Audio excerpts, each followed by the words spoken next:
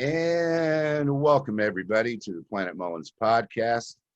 And I'm very honored today to have an amazing producer, songwriter, pianist, one of the biggest R&B icons in R&B and soul. He's produced music for Kenny G. He's a 6-time BMI award-winning 3 million Air Award songs, which means 3 million plays per song. He's produced Earth, Wind & Fire. He's written for Natalie Cole, Whitney Houston, Lionel Richie, George Benson, Johnny Mathis, Diana Ross, The Temptations, and the list just goes on and on and on. Please welcome the incredible Preston Glass. Thanks, Rob, for having me on. Yeah, man, it's good to see you. Hey, PG, before we get rolling, I got to get my little commercial from my sponsor in here. It's been sponsoring me all week, so let me take care of that. BodyRejuvenationCandles.com. Candles with a purpose to emit light and to moisturize and rejuvenate the skin as a lotion. They're incredibly therapeutic for dry skin. I use them. They've been great for any skin problems I've had, and I love them, and you'll love them too. So there you go. So Preston, I was, reflecting on some of the amazing stuff that you've done in your career, and also a little saying that I came up with when I was about 40. And because, You're over 40? Yeah. Yeah. And the saying was, as I started meeting so many people doing so many things, as the saying was that by the time you're 40 years old, every person that you meet, every new person that you meet is a combination of 3 people you already know or that you know about. So I was trying to fit you into that formula today. And here's what I came up with, is it, to me, you're a combination of Quincy Jones, Morris Day, and Al Green. Oh, wow. Well, I probably got the singing voice of maybe Quincy or Morris. I can't sing Al Green. I don't know where you got that. I don't have freckles like Morris. So. Well, the thing is, man, we'll start with the Morris Day comparison, because early on when you started hiring me for sessions back in the early 90s, I had met you through the Crusaders guys. We can talk, all over the map and a winding road about anything you want today, of course. But I remember coming into my first session with you, and you had on this outfit that was just like, it was like one of these tailored kind of light pink like things, and you had the matching hat on there. And he was sitting in the chair, and I was like, is that him? Man, that guy. Where the Morris State Park comes in. Yeah, I was like, this cat is so fly that, he immediately commands respect, in the studio. So were you always like a snappy dresser type cat, or did you just save that for the studio? I think after marrying Gina, my wife, who you know well, right? I think that came into play, because I don't remember before that being. Well, I always match, and you see today I'm in my little teal getup, but never really paid that much attention to it until I think I married my wife. Oh, okay. Well, yeah, that's because it's always as a single guy, we don't have that luxury of having somebody go over everything and say, look, man, you got like a booger on your nose. Get that, right. Get that out of the way or whatever. But I was impressed with that. And then the Quincy Jones comparison, and, you can jump in at any point with any stories that you want. But what I always have dug about working with you in the studio, and we've done like thousands of hours of things, is that you keep this level of calm. Like your personal aura is this really calm, chill kind of cat, and you keep the vibe in the studio regardless of the level of crisis and emergency. It never seems to get to you. And that's impressive, because some of the other cats from that era, like Wayne Henderson, for example, he was such a hothead, when cats would get late and stuff. I mean, I can't even repeat some of the things that he would say, and he'd get on the phone and he'd start yelling. And, Right. and I mean, legitimately so, because cats would be late or they wouldn't show up at all, or people would show up unprepared. Yeah. I And think I'm a songwriter by heart. So growing up, I was always introspective, trying to find the right song, the melody, lyric. Uh, I got kind of thrown into the production thing. And I think what has helped me is the very thing that you just said, not on purpose, but just the fact I've always been a calm person. I think that's helped me with session musicians and artists and dealing with record companies. And you kind of, you're the guy that they depend on. And if you're not level-headed and calm than everybody else, they kind of look to you to set the pace. right. And, so I've had this talk with Larry Antonino and Phil Gates and other cats too. It's like, you always just stay level under pressure. I mean, the whole studio could be burning down and you would be in the chair. About that. You would be in the chair and you'd say, can the second engineer get that? Because go back to that verse there on the second word of the verse. You need a. Yeah, when you said fire, I didn't mean you to like. Well, speaking of fire, let's dive right into Earth, Wind, and Fire. How did you meet those guys, and what did you do with those guys? Well, that was an interesting project. I was only 23 years old. Just started my career as a producer a couple years before that. I was, like I said, I started as a songwriter and had worked with quite a few named people before that as a songwriter. But Okay. what had happened was a few of my demos as a writer got out, and I always demoed things fully. Like, when I wrote, I said, I want to make sure that when they hear this song, they hear that horn idea or the string part. Mm. So my publisher at the time was Almo Irving, which was Herb Alpert and Jerry Moss's publishing wing of A&M Records. Okay. And in particular, a lady there, Brenda Andrews, who was the head of writer relations. She was instrumental in telling people, hey, and if you want that guy that sent you this song to produce, he's available. He's a young cat, and if you're looking for young blood. So I think that's what caught the attention of Maurice White, is he heard a couple songs, but he liked the production. And of course, Maurice being a great songwriter, I think probably in his mind, he thought, well, I don't really use a lot of outside material, but maybe I can get this guy to co-write, and then he can produce. And the label had asked Earth, Wind, and Fire at that point in their career to work with some new, young writers, unbeknownst to me, because I was a huge fan.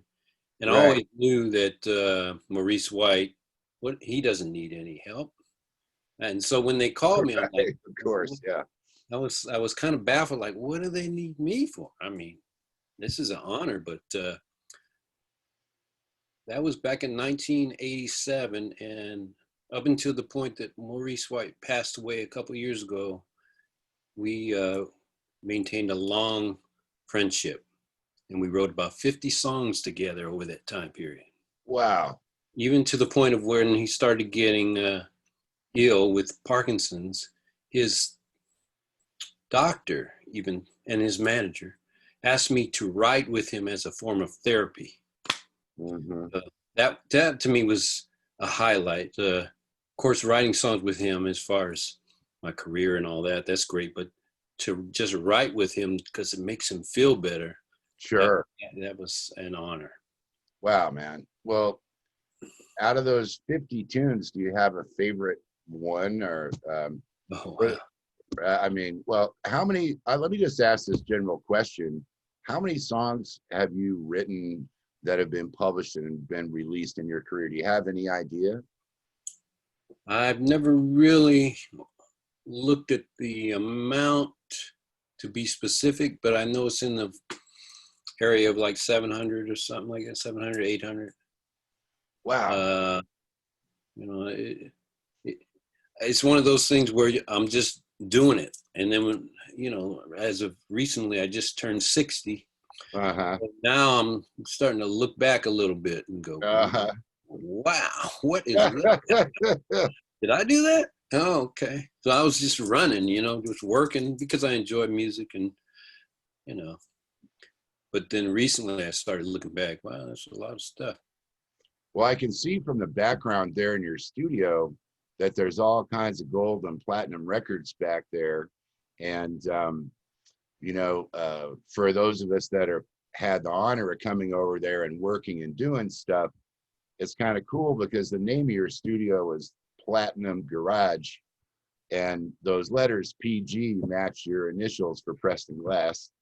You get a big prize. You're the one of the first that recognize that that's why we came up with the name to match the PG. Right. A lot of people don't know that every company that we have owned or been a part of, we've named with my initials. I have a company called Glass Slipper Productions. Then we have Permanent Groove. Oh, I like that. And we also have one, Perpetual Gold. So I was always PG, you know.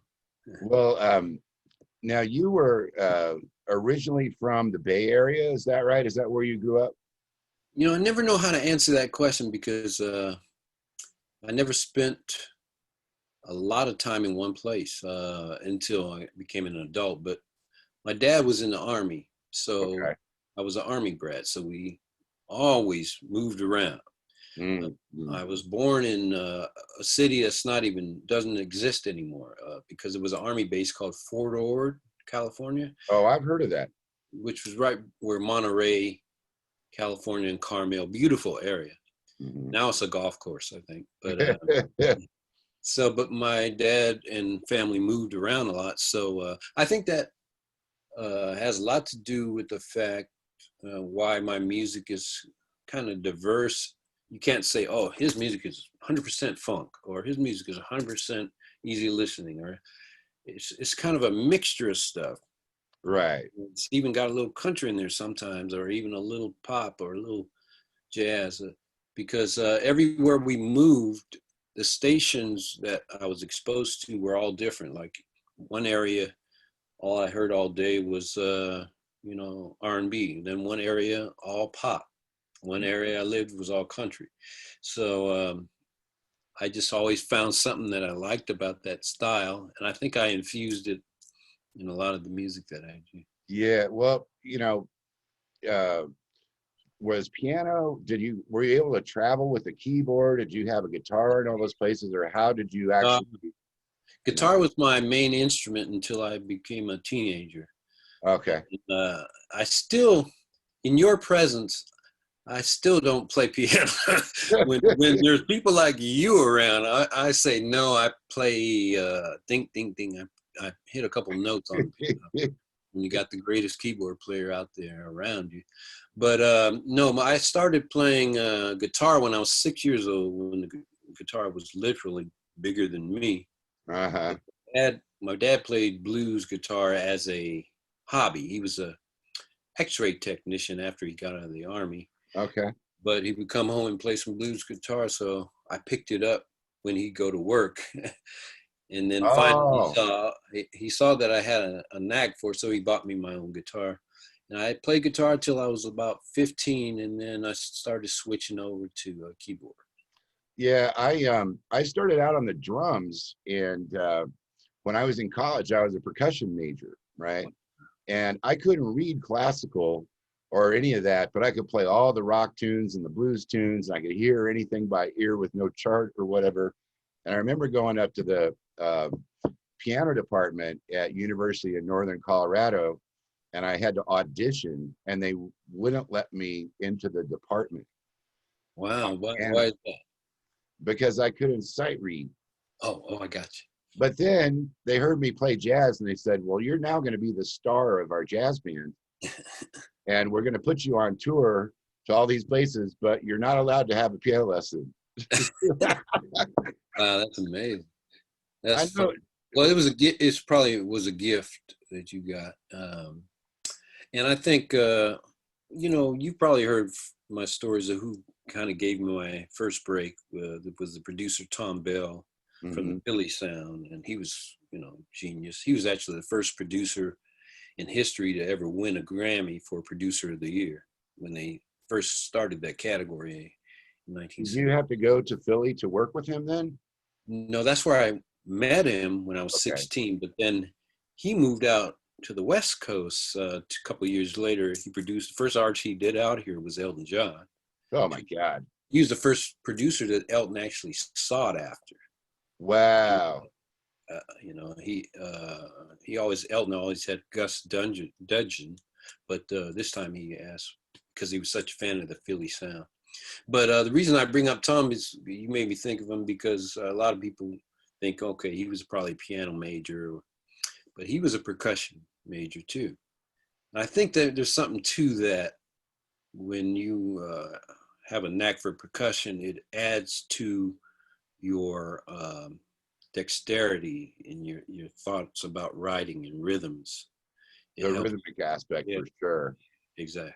Yeah, because the thing that I noticed once I became a music teacher and I started teaching a lot of piano lessons was that rhythm was never really stressed in classical piano like it Right. was anything else. So I would have these kids coming into my class, and you've been over to my office at Pierre's Fine Pianos where I teach out of there in LA, and they would have all these notes down, man, and they could play a million miles an hour. They could play 100,000 notes a second.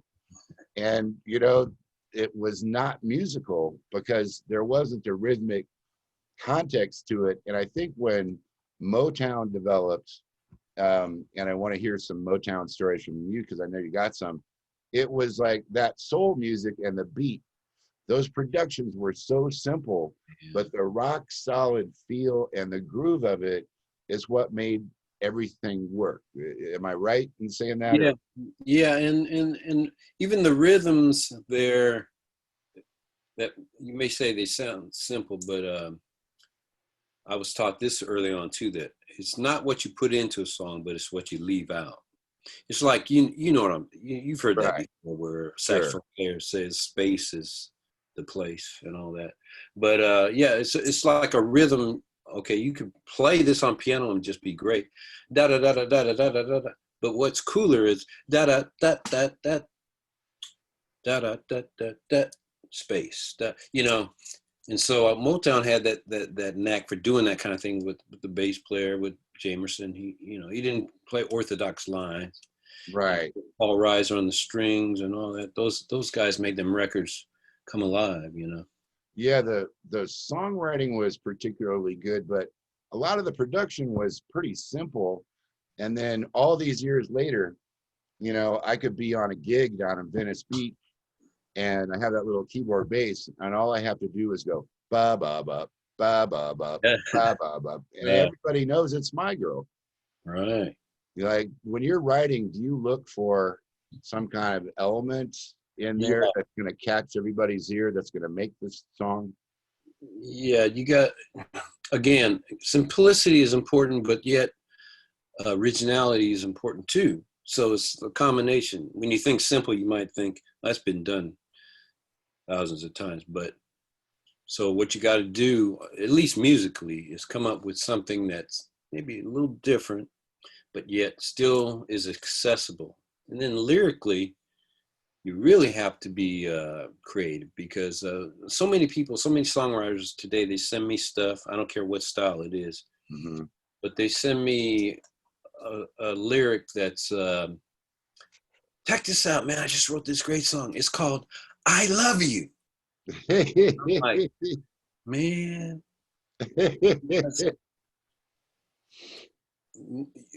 I don't know. Maybe because I've been in the business a while, but for as far back as I can remember, I've always had really different song titles. And that served me well. I mean, I remember when I was 8 years old and I had a song called Marshmallows and Tumbleweed. What? Yeah. And, it may sound cuckoo, but actually it had a pretty cool lyric. It was talking about, that's this girl, she's so different, you know, she comes up with things to talk conversation about marshmallows and tumbleweed, but they sound so interesting and so beautiful, you know. And of course, when she talks about regular beautiful things like flowers, and she's beautiful too. But anyway, so that's what I had when I was at. That's a great But title. I remember, you know, my older brother and people hearing those kind of different song titles saying, "Where did you come up with that?"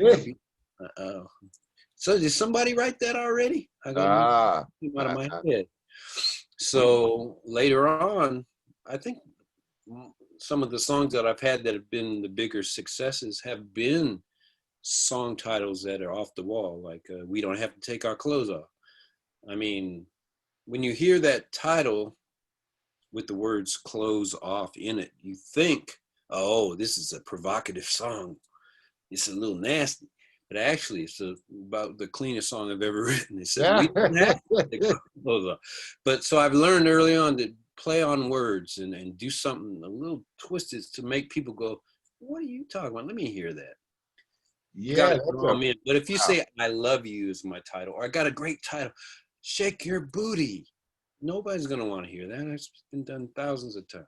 right. Well, we used to have a saying in the 80s in my band, what we would autograph the LPs, because, you know, the LP was the thing.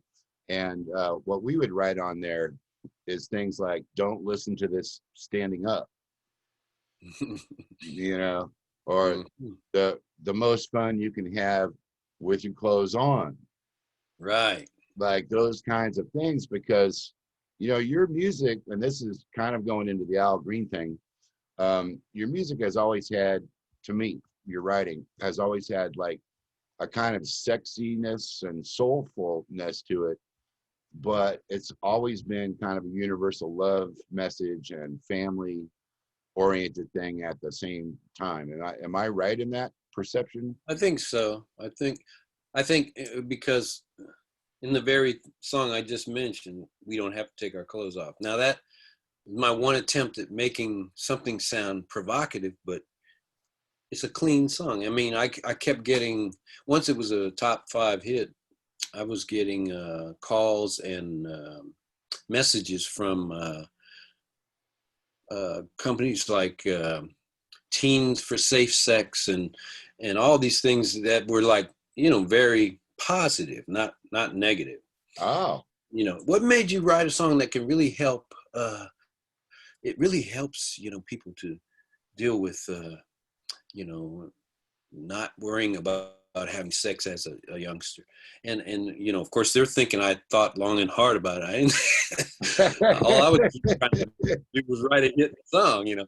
What? right. But but but that experience taught me, okay, there are people out there hanging on your every word. So don't write something too, you know, if it's like Helter Skelter or something that, Right. okay, Well, what I'm gonna about take that Preston? lyric and I'm gonna Mm, do something.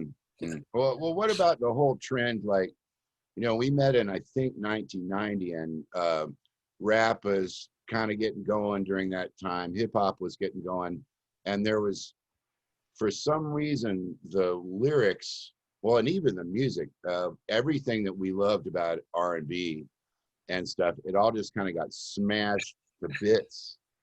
And all of a sudden, there was these albums coming out where I would love the beats and the samples and stuff, but they would put horn shots in there that weren't in the key of the bass Yeah. line.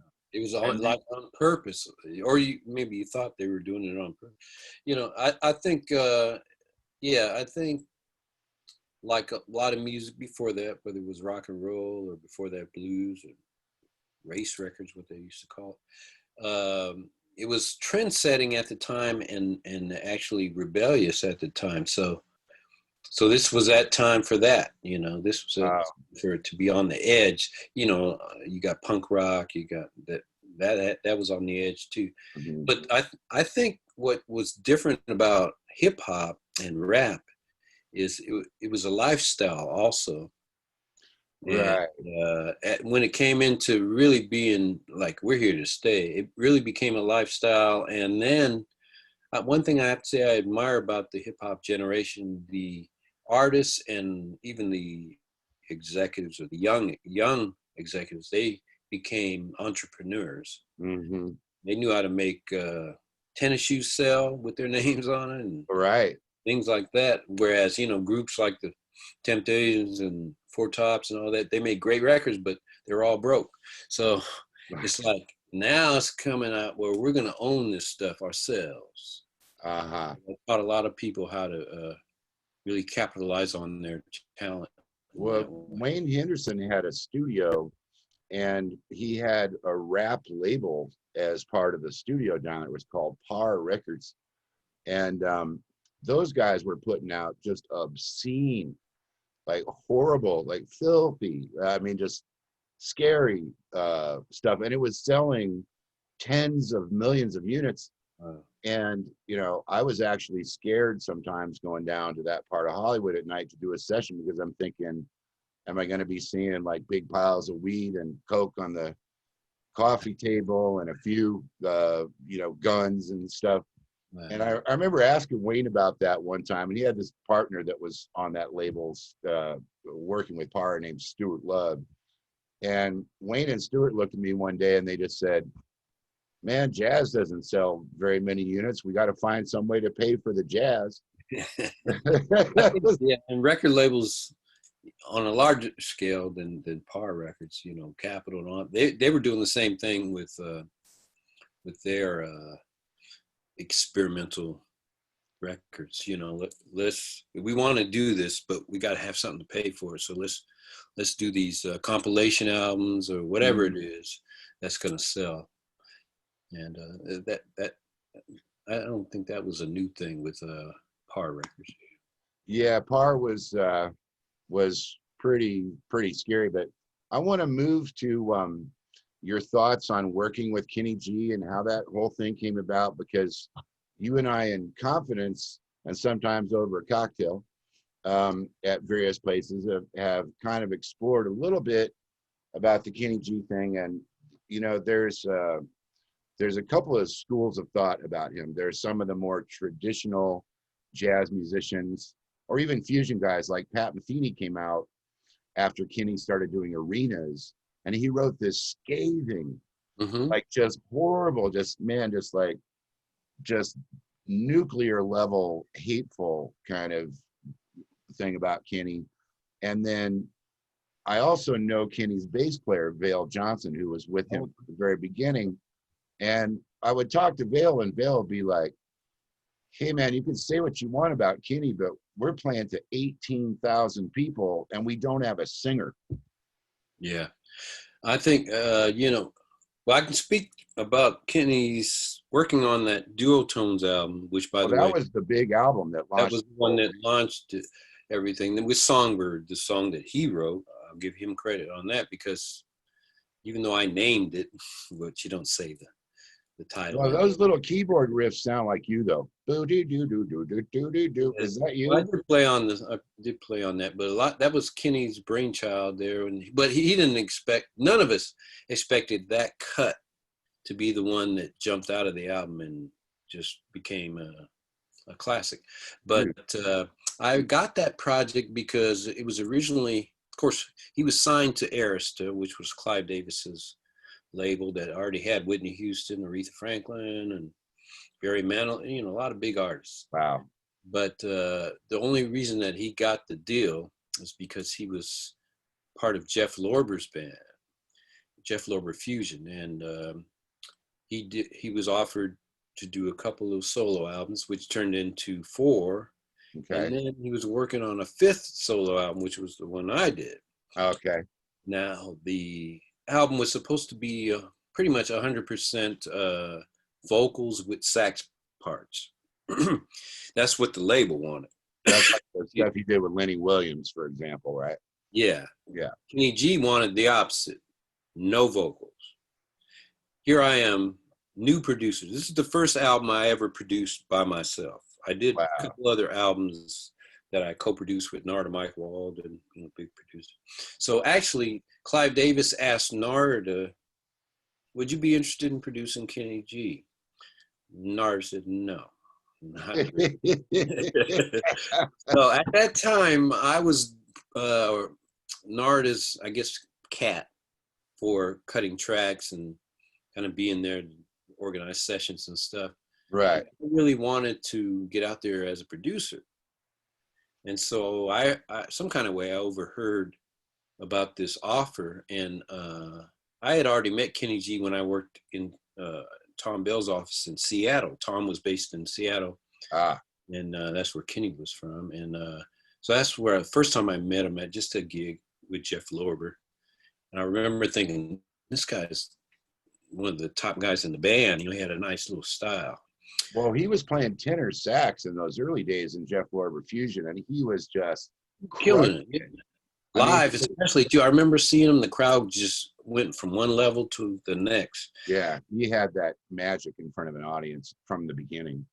And I always thought that, you know, he did 4 albums for Aerosmith. I always thought, man, these albums, who's producing these?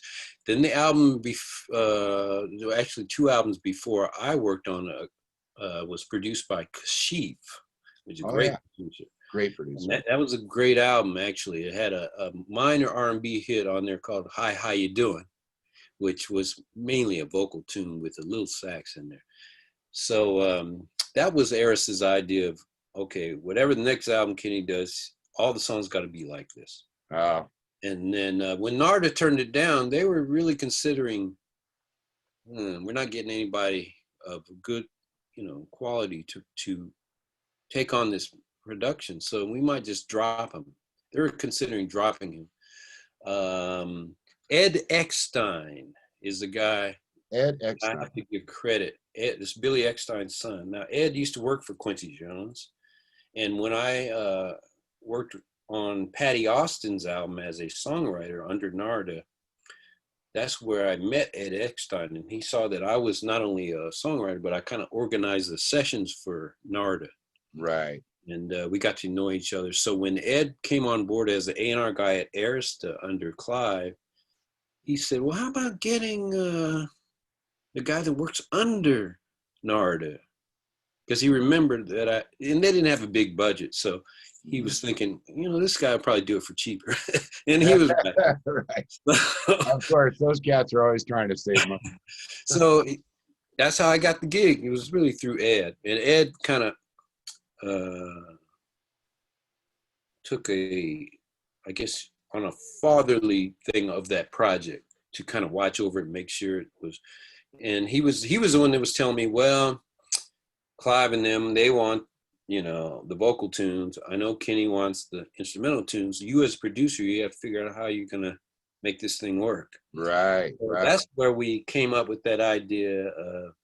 Let's take that old Junior Walker song, What Does It Take to Win Your Love, which, even though it's a vocal tune, the hook of the song is the sax. Da, da, da, da, da. So Kenny liked that. Right. He's the star. And then Clive liked that because there's vocals on there. So anyway, the album came out, and, you know, just like Arista predicted, to not much fanfare. First single came out, flopped. Second single came out, flopped. Yeah. Third single, which was going to be the last single, and then they would probably drop him, was Songbird. And to Kenny's credit, he said, and I'm going to pay for the video myself, because I know you guys, you're giving up on me. So he paid for a little $10,000 video, him walking on the beach, if you remember that. Right. And with the soprano sax, and of course the song exploded. Then they re-put out the first 2 singles. They exploded. In fact, here's where you and I come in the picture, because that what was the first single was What Does It Take to Win Your Love.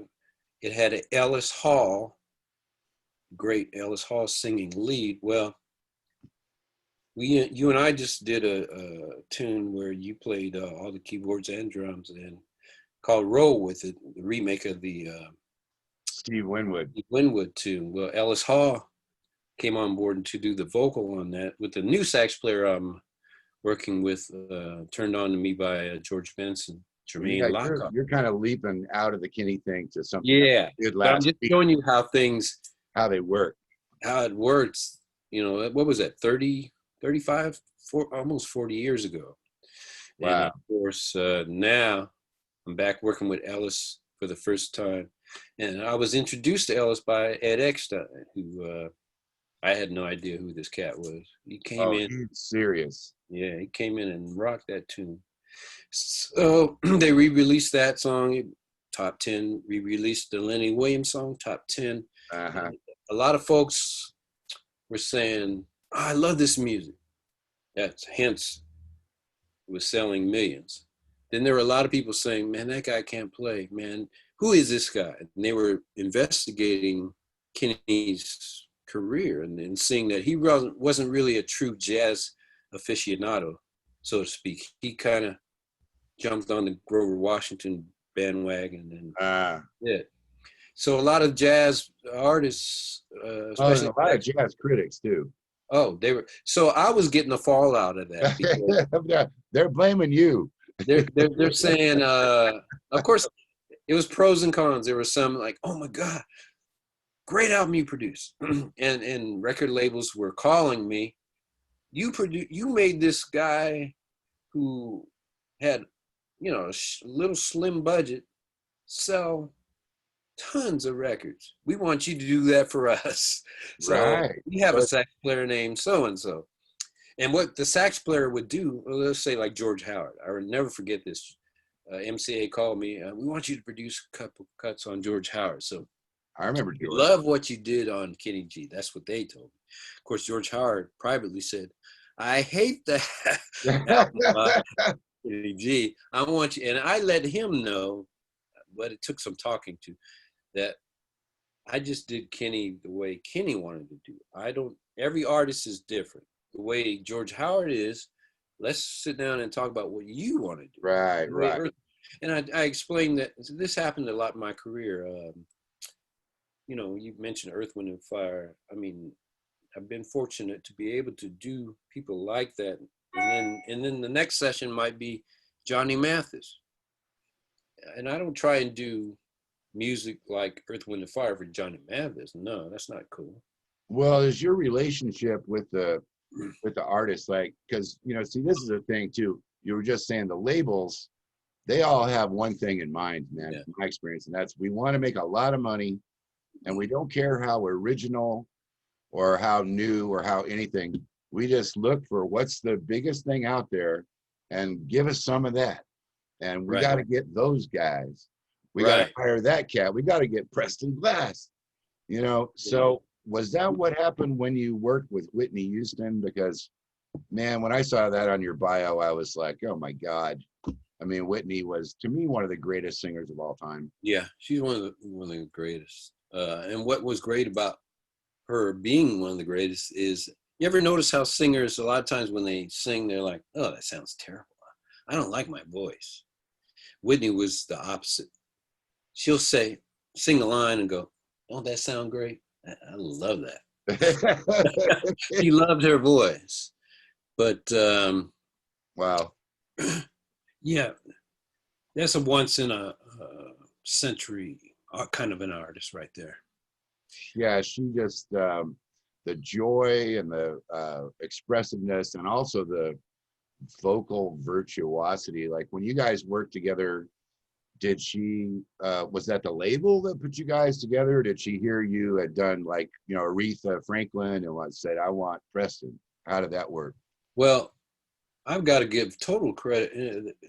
I just wrote and arranged and played on her albums. I did not produce Whitney Houston. That was Narda Michael Walden.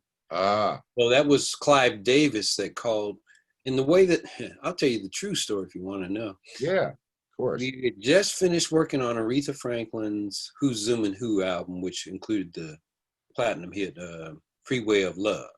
Well, that's two great titles there that are very interesting too.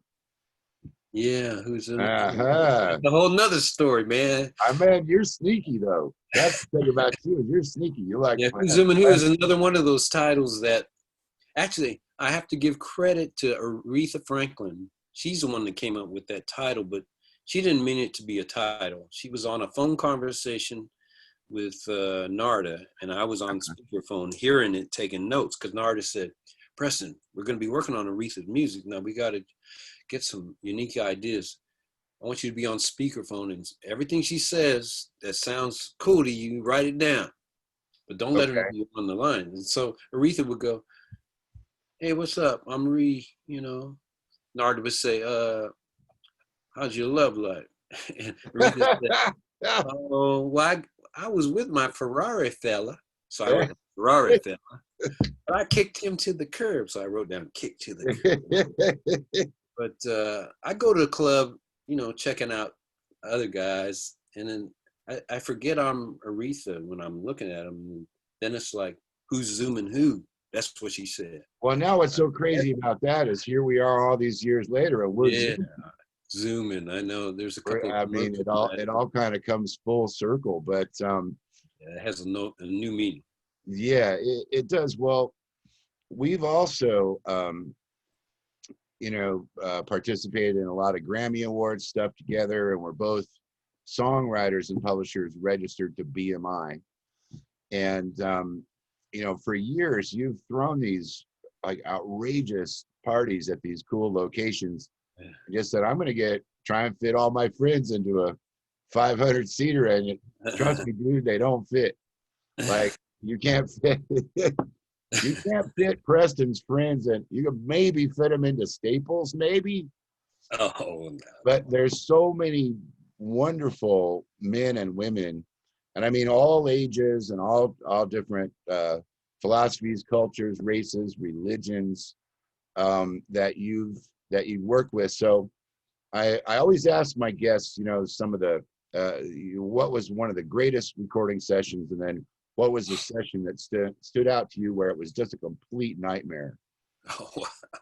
I mean, and I know I'm kind of springing this on you because we didn't talk about this in advance, but you know, with Larry Antonino a few days ago, one thing we were talking about at Indigo Ranch is we were working with Ronnie Laws, and he had his upright bass on a hot mic, and we kept hearing these weird little like sounds coming and everything. We didn't know what it was. And finally, he had Chris Brunt, he had the engineer, he said, Chris, can you come out here? There's some weird thing going on. It was all cork, you know, in those ISO booths. And there were termites falling out of the ceiling, and they were hitting on the microphone. Oh, wow. That's never happened to me. But let's see, man, you know, just as far as sessions, been pretty fortunate it's always something when you're working with Johnny Mathis, and all of a sudden, you know, I grew up on Johnny, my mother listened to that music, and me too. And then all of a sudden he's out there, that voice, which is one of a kind, you hear it coming through, you have to kind of pinch yourself because he's asking you, did I do that right? Wow. You know, it's not like, you know, you're asking to work with him. He's looking to you for direction. Mm-hmm. And so, and I'm actually teaching him some. He never really did ad libs. So on this one song, I said, okay, on this section, I want you to go, ooh, yeah. You know, he said, let's say that again. I'm like, ooh, yeah. So he made a big deal out of doing that part right. It was only, ooh, yeah, but he did it great, of course. And I'll never forget, we went to see him at the Wiltern after the album was released. And he did that song, and he put in that, ooh, yeah, and he looked where I was sitting. Like, yeah, I did that. And then backstage, he's the kind of guy who has friends like Johnny Carson and Wink Martindale. You know, they're all Carol Channing. They're all standing around. And me and Nina are there like, oh, do we belong here? And we catch his eye. He goes, Preston, come on over here. Wow. And Johnny Carson's standing there, and I'm like, he goes, did I do that okay? Wow. In front of everybody. This is my producer, Preston. I'm like, oh boy, that's a great moment there. Well, it's interesting too that, you know, people will put their trust in you, even if you're a younger cat, if they think that you're the person that's going to deliver, you know, a particular result for them. Because once you have a couple of successes, then new clients kind of pop in. So just real briefly, I want to tell a story about a nightmare session that happened at Carmen Grillo's. And I've never told this story on a recording. I hope I don't get in trouble for it. But I'm just going to tell it real quick. So we're working with like, you know, a part-time artist who's got a day gig, who has never been into the studio before. And this artist wanted a 3-tune little demo to try and, you know, make an advertising campaign for the day gig people. So we got together and I said, what tunes do you want to do? He says, I want to do Fly Me to the Moon, and I want to do Kansas City, and let's pick a ballad. So, okay, cool. So wasn't a lot of money. He thought it was exorbitant. But see, you got to think, you know, if you're in the business, you got to think all the way through the back end of what are all the possible ways this thing could go left. And how could I be spending 60 hours when I'm supposed to spend 5? And I had rehearsed with him, and I thought everything was cool. So Carmen's in there, and Carmen's a genius vocal engineer, Grammy nominated. And we're doing the thing. We knock it out in a few hours, and it's no big deal. And we come back the next day with fresh ears. Carmen mixes it, and he gives it to me. I send it off to the cat. So about 15 minutes after that guy gets the email, he calls up, and he's just screaming. And he's so mad. And he's saying, you guys are not professional. I can't believe it. I'm probably not going to pay the balance because this is not what I sang. What kind of amateur jerry-rig operation are you guys? And I'm just going, oh no. Because we listen to it, but you know, we're busy. We're not scrutinizing sometimes every little thing on a low-budget demo. So I called Carmen up and said, man, I got to come over because the client is like flipping out. And we're not going to get the balance unless we fix this. And our idea in the studio, probably yours too, we always want a happy client. We don't ever want a client to go, oh man, I worked with Rob Mullins and it was horrible. Yeah.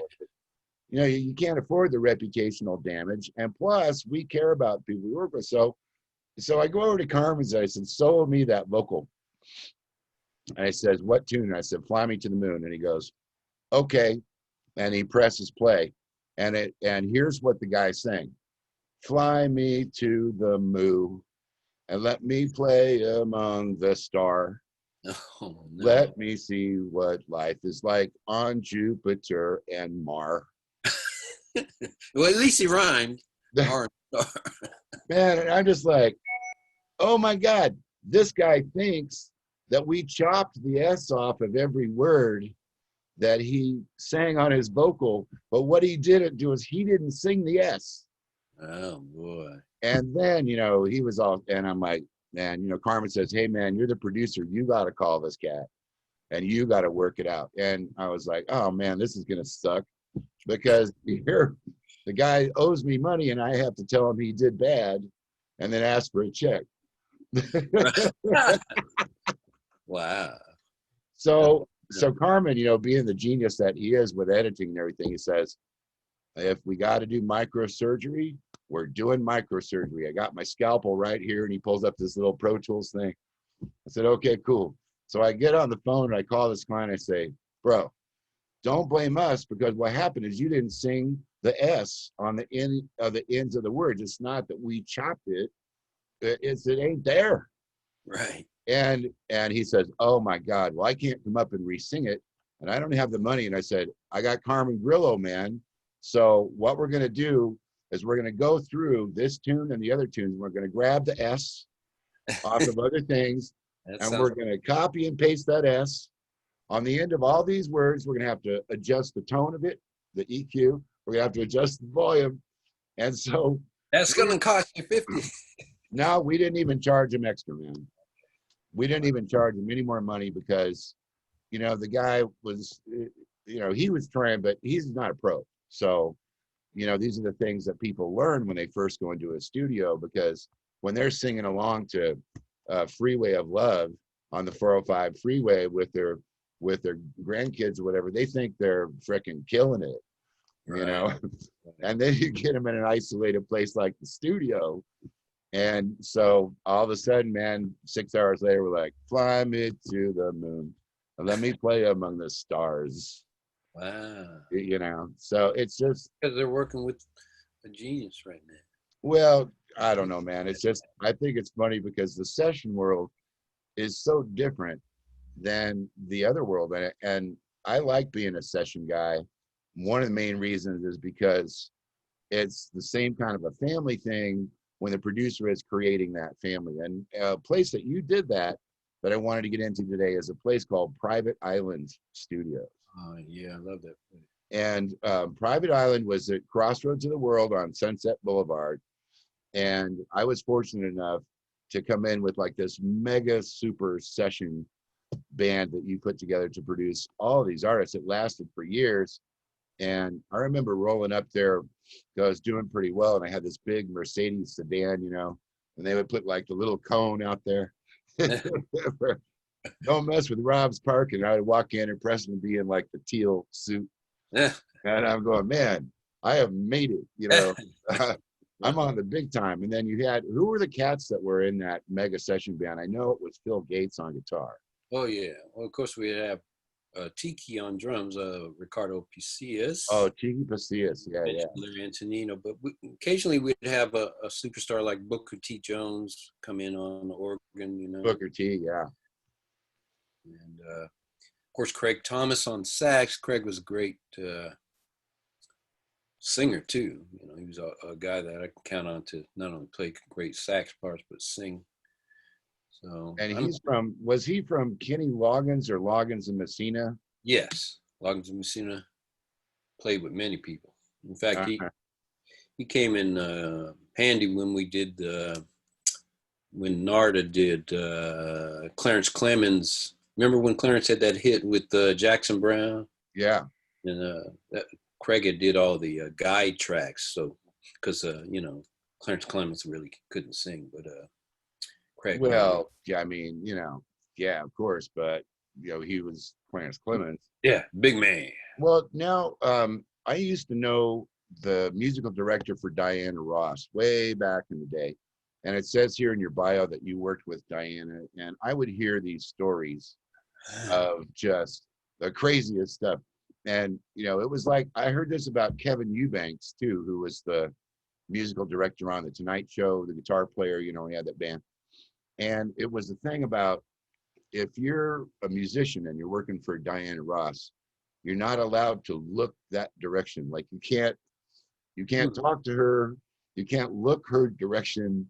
You can't raise your hand and say, Miss Ross, did I play it okay? It was like this. There was this big wall between I could talk for about an hour about Diana Ross, but it would probably be the opposite of what you're talking right now. I'll just tell you a synopsis of my dealings with Diana Ross. And it was nothing but great. What happened, I heard the stories too, so my mind was already, what happened was Gerald Busby took over Motown after Berry Gordy sold it. Okay. And rumor was that they were going to re-sign Diana Ross. She had already left Motown and went to RCA, had a successful situation there, but now she was free and she was going to re-sign with Motown. I think when she started doing negotiations, Berry Gordy was still there, but Berry left, and all of a sudden she's on this label that she used to be on, but no Berry Gordy. Like, oh no, I don't know Gerald Busby. Right. So, but Gerald's putting out the word for song. Diana Ross looking for songs. So all of a sudden, my publisher again, Brenda Andrews, said, Preston, this is a good opportunity for you. So long story short, hundreds of songs were thrown her way. Stevie Wonder was writing songs. Michael Jackson was writing songs. Wow. She hated all of them. I sent a tape over, back then it was a tape, you know, cassette tape of 5 songs, and she loved 4 of the 5. Wow. And she called Gerald herself and said, who is this guy, Preston Glass, whatever. Preston Glass.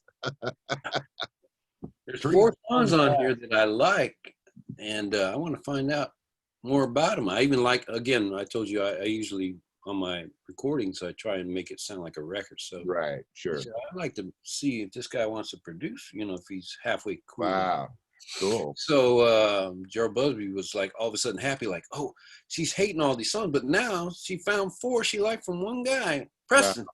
Yeah. Fly to New York. I flew out to New York. No way. I was supposed to meet with her on a Friday at the office there, the Motown New York office. Mm-hmm. She had just had her twins born, I think a few months before that. And apparently that Friday, they both had the flu. So she called me herself in the hotel I was staying at and said, my babies are sick. Would you mind staying the weekend and maybe meeting with me tomorrow here at my house in Connecticut, and I'll pay for everything, you know. Wow. Have a driver come get you. So long story short, I said, of course. And I was picked up by this driver who made it sound like he was her driver, but no, he was not telling the truth. He was just some guy. And he had the stories, but you mentioned too, in his mind. Uh-huh. By this time, I already started getting a good feel for Diana, that she wasn't the person that all these people made her out to be.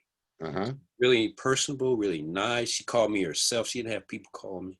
Right. I didn't have to call her Miss Ross. It was always Diana. Yeah, you have to go through her but the people. driver was making up stuff on the 1.5-hour drive from New York to Connecticut. And he was like, yeah, she's going to make you sit and wait in her foyer for an hour before she sashays down the stairs. Well, the truth is, he pulled into her courtyard. She had like a castle there in Connecticut. Pulled into her courtyard about an hour late because he couldn't find her house. And he was driving around that whole neighborhood, you know, looking. And she was standing out. She wasn't making this wait. She actually came outside in her little sweat outfit, you know, just normally dressed. You know, making sure we got there okay. She waved us in, and, you know, very personable. Right. Told the limo driver, would you like to come in? Wow. Oh, Miss Ross. And then he's one, Miss Ross.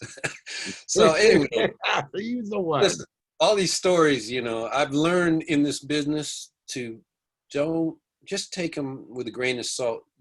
And even though there may be some truth to it, to them, everybody deals with you the way you are with them. So I found out, like with Jennifer Holliday, people were telling me, oh, she's going to run you ragged. She just eats up producers.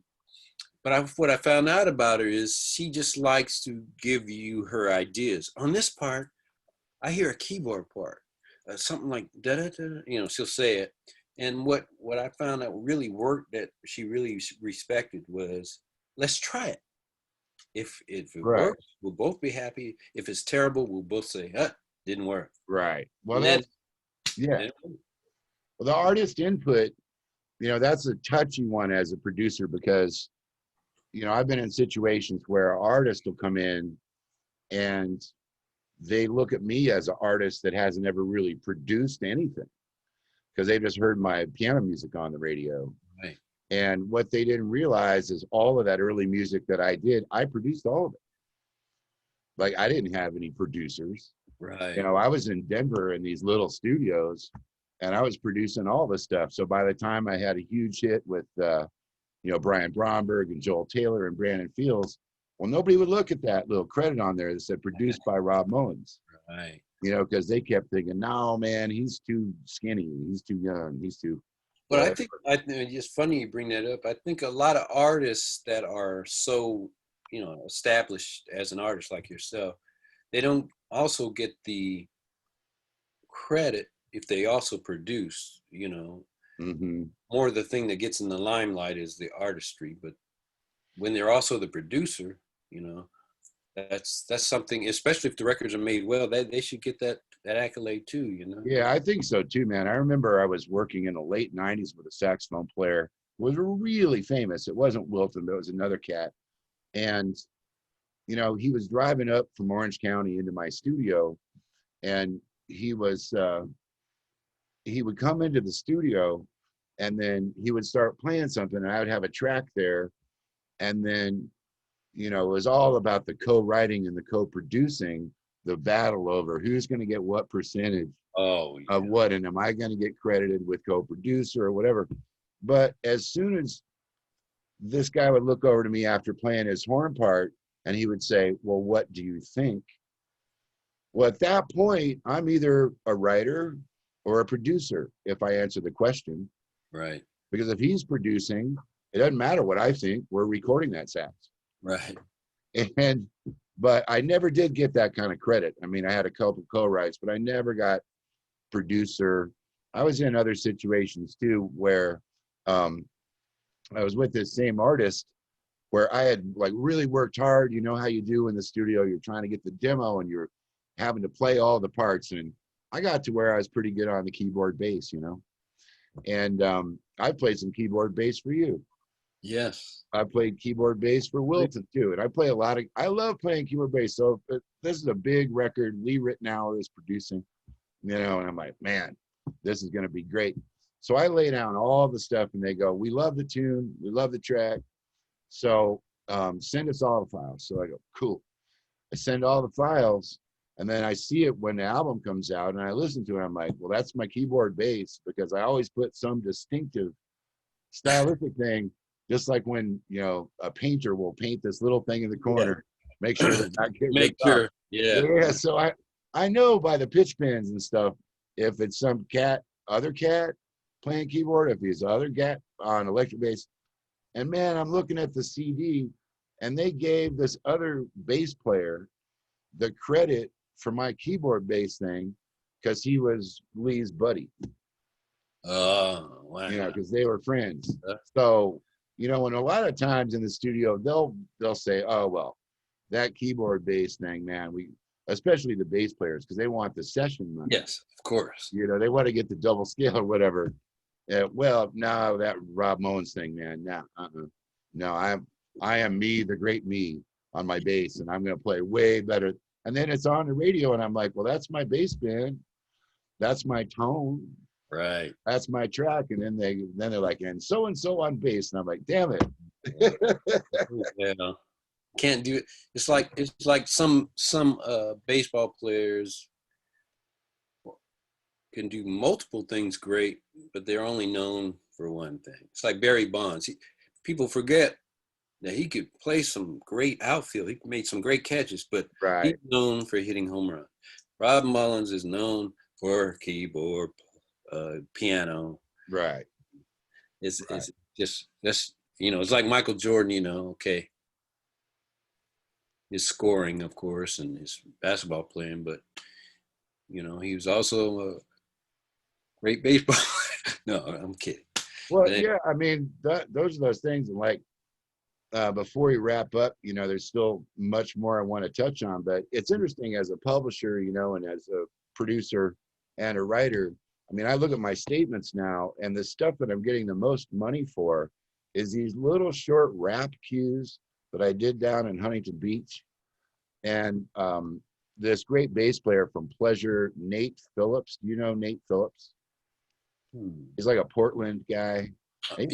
All the Pleasure guys are from Portland. Yeah, and I think he's playing with Lorber now. But, you know, Nate was in the Crusaders when I was, and he came to my studio and said, man, you got to learn how to use these loops and stuff because this is a new thing. So I had a sampler there, and he said, here's what you do. I said, oh, cool. So I recorded these things. Another friend of mine said, I know a music library looking for a little rap and hip-hoppy stuff. Preston, I mean, they're using this stuff on the NBA playoffs right now. Right. And I hear these little wacky things that I did from like, I felt like my childhood, you know. Yeah. You never know what's going to stick and, you know, make some money or make people go, wow. Right. Sometimes I forget something that I did, you know. You did that xylophone part on that song, man. I love it. Oh, okay. Well, you know, I appreciate you staying over time and past the hour. And just to wrap up today before we do, I wanted to ask you if there's anything you wanted to pass along to like the young people in this weird, crazy world that we're in right now that you would advise them. Because my advice right now is just, you know, get a real job. Don't go into music, man. It could be the end of the world. See, I'm wearing a hat. I do that physically, but I do want to tell people wear a lot of hats if you can. Because in order to, I'll tell you, as a songwriter, what used to make me, you know, a great living, you know, even though I've had hits and I'm still having some decent little hits, what's helping me pay bills is the production. So I'm wearing a lot of producing hats now, you know. Ah, uh-huh. Because it might go back up. There's ebbs and Sure. tide. But also another thing, I used to tell when people would ask me that question, do you have any advice to give young artists? And I used to say the thing like, be yourself. Now, as I'm getting older and I see how young people have their attitude, a lot of time, these young folks, a lot of times, I'm going to be myself. I don't care what you think. Mm. So my new thing I tell people is, yeah, be yourself, but listen to some things that came before you, and you might grab a tidbit from what was back in the day. It may not be around now, but if you infuse it in what you're doing yourself, you'll be ahead of the game. you know? Yeah, the history, what I tell a lot of the students that I work with and the younger artists is I say, music didn't begin on the day you got your iPhone in high school. I'm sorry.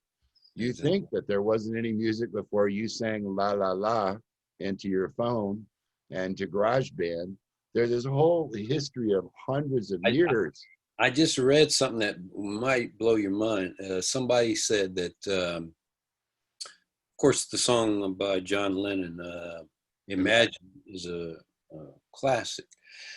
Somebody in their 20s who's at MIT, Uh-huh. they were played that song, and they were asked, who is that artist? They said, Coldplay. In other words, to your point, man, you don't know that song and who that is? What is wrong with you? Yeah, well, Preston, it's so interesting that at this time in the world, see, we're about the same age and we remember how hard it was to even get a cassette player and even get to record things and working our way through all the equipment failures and before the internet and all that. And man, any kid that's coming up now, they've got every song ever written or recorded by anybody in the whole history of the world with the click of a button. Right. So why not study it? I mean, it's just like, that's just crazy to me that they don't. But, I'm not going to tell them what to do because I'm not their dad. So don't matter. Yeah. I told you the story about and this will be, I know we got to jump off. Yeah, no, go ahead. Go ahead. This will be the last little tidbit. But even if I did tell you this story, it would be good for them to hear it. Okay. Somebody came over and brought their daughter and said, we really want you to hear her songs. We think you could really give her some good tidbits, some advice. So she's playing on her little acoustic guitar. She's singing. She wrote all the songs. She played 3 songs.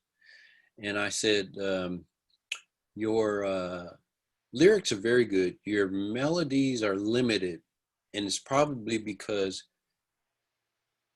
you're using the same chords. You're not using, really cool chords. Uh-huh. And you know what she said? This young 17-year-old girl. I use only the best chords from Guitar Center. They're all shielded. And yeah, you mean like the guitar chords? No. I said no chords, Oh my God. Like things. What are chords? What are chords? They asked me. Oh. Wow. Well, I had, here's my last one, I promise. So I'm teaching, this is back in the Brentwood era, about 10 years ago. And I have this girl student, same kind of situation. She's like, the parents say, oh, she's really good. You got to work with her, come in and this and that. So she comes in with the song and she says, oh yeah, I know how to play the piano. And the classic thing about girl singers is they always say that the girl doesn't know what key she's in. And if you work with the singer that knows what key they're in, that you're a step ahead of the game. So I got this girl's song. She's had it charted out by somebody, and it's in the key of C. And the first note in the melody is E, the major third. And the chord symbol says C. So she goes, blah, blah, blah, blah, blah, sings her thing. I said, okay, that's great, whatever your name is. And can you tell me what key the song is in? And she said, oh yeah, this song is in E. Mm-hmm. And I said, why is it in E? And she said, because that's my first note that I sing. Mhm. Whatever I sing, that's the key, my first note. And I said, well, did you know that below middle C, there's this whole thing like goes down to the other end? And she says, I never bother with that part of the piano because it's just not important. Oh, wow. She actually said that?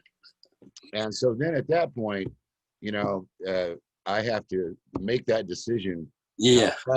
How bad do I need this money? Right. Or, Because it sounds like, see, it's what I always say is one thing to not know and want to know. Like she would have said, oh, really? Show me that. right. Me to not know, you know. Right. No, But to come off like, oh, who cares? That I don't want that. well, you know, I became known in on the West Side as the way too honest music teacher, and it worked to my detriment for a while because sometimes I get a kid come in, they have no talent, but the uncle or the aunt or the grandparent has just decided they're going to sink in as much money as they can, and then I'm supposed to make it a hit. And I would say, I'm really sorry to tell you this, Mrs. Johnson, but you know, your child does not have any musical talent.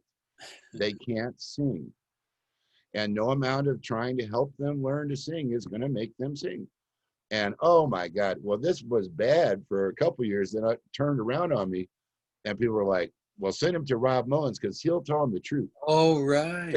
he, So that's, you're the, yeah, he won't be trying to fleece you of your money.